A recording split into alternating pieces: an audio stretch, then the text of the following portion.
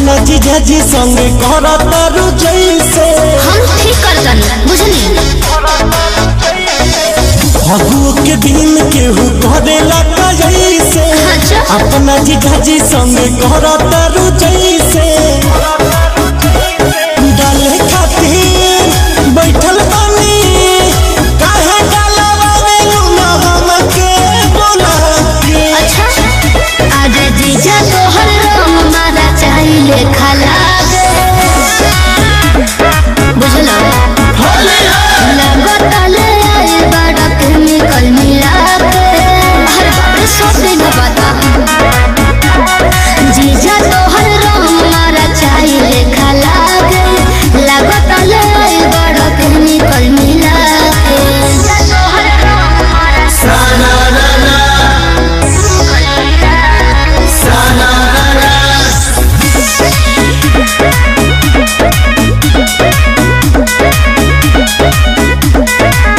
छोड़ा जाए गाय साली खिसियाइल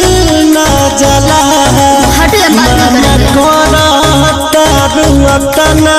भाव खाइल ना जला हो तू तो घात कइले बाड़ो जीजा जी गंदा बात कइले बाड़ो जीजा जी तोहरा के देखल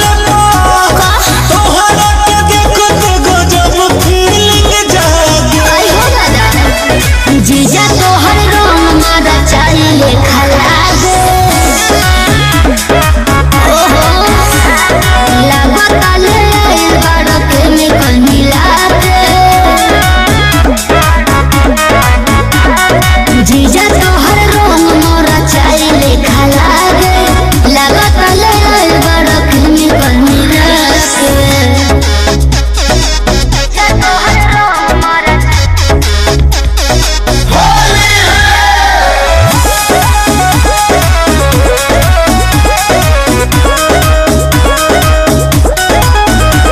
स्पेशल